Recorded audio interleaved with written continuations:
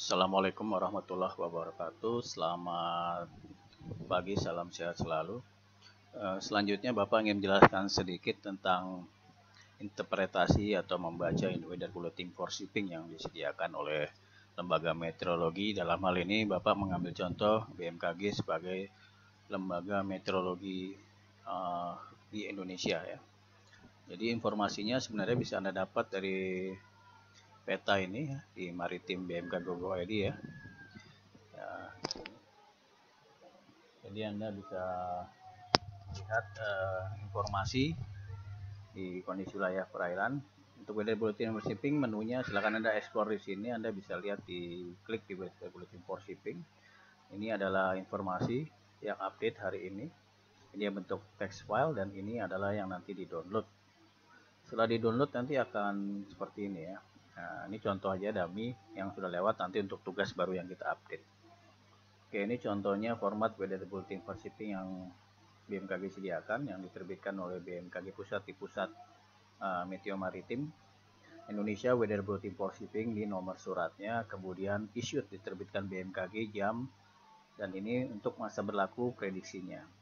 Seperti kita pelajari di teori atau di format sebelumnya tentang format dari Weather Bulletin for Shipping ada 6 part ya, tapi mostly yang kita pakai ada 3.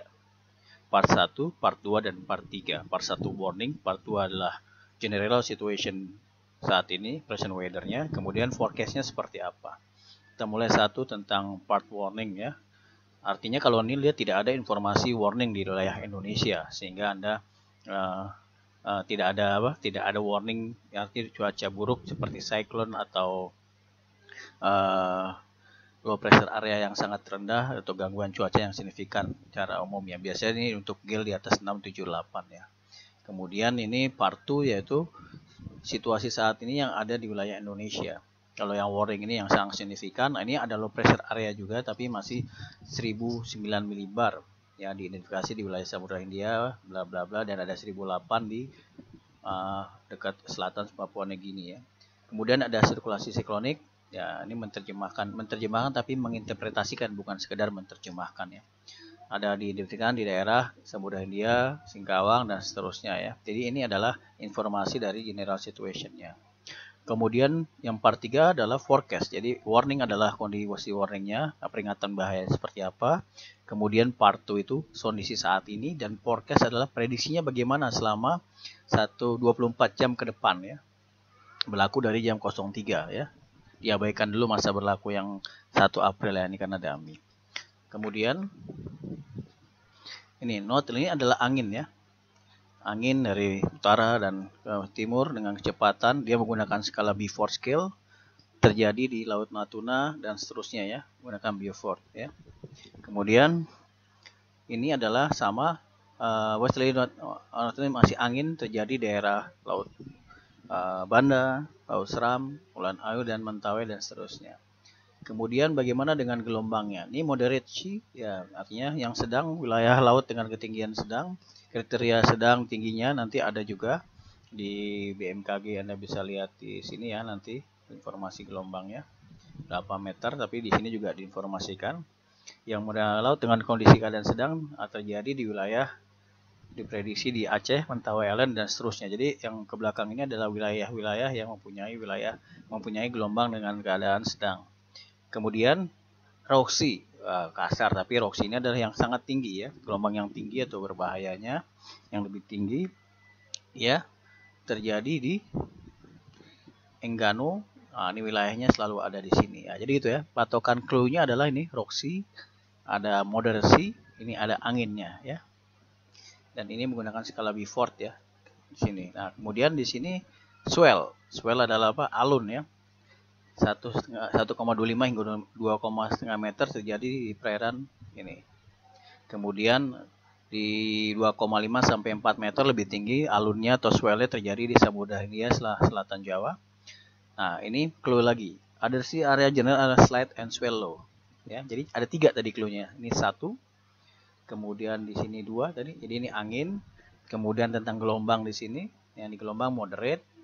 Formatnya akan seperti itu biasanya. Roxy baik di Indonesia maupun di luar ada standar-standar format. Jadi yang berubah nanti wilayah perairannya. Jadi kuncinya di situ ya.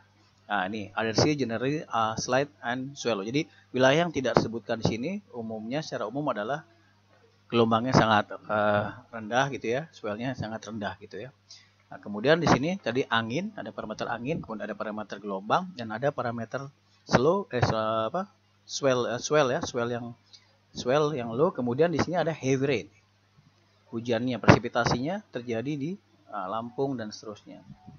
Ini ada tambahan lagi visibility. Visibility jarak pandang mendatar ya. Jarak pandang mendatar menurun hingga 200 km pada saat terjadinya hujan presipitasi tadi. Ini adalah info selanjutnya. Dan next weather bulletin for shipping will issued 023. Jadi kalau tadi di sini Anda lihat 023 April, di sini juga akan ini masih 24 jam ya. Ini April Wednesday, ini akan Tuesday Kamis. Jadi berlaku 24 jam sekali gitu akan dimunculkannya. Ya. Nah, ini perakirawan yang membuatnya. Nah, ini adalah weather shipping ya. Jadi ini untuk penjelasan dari interpretasi weather bulletin shipping nanti jadi tugas Anda. Untuk tugas Anda silakan filenya nanti di linknya sudah ada, di download saja, kemudian dikerjakan seperti biasa biar paham seperti apa interpretasi weather bulletin for shipping. Ya, kalau mau ambil update-nya dari sini bisa ya, ini link di download di sini ya, yang disediakan oleh BMKG. Itu saja untuk interpretasi sederhana dari weather bulletin for shipping. Ada clue-clue yang mesti Anda pahami. Minimal ada 3 part yang menjadi bagian penting daripada informasi weather bulletin for shipping. Dan ini diterbitkan hanya satu untuk wilayah di perairan Indonesia oleh Pusat Meteorologi Maritim BMKG Pusat. Itu saja, semoga bermanfaat. Selamat pagi. Assalamualaikum warahmatullahi wabarakatuh. Salam sehat selalu.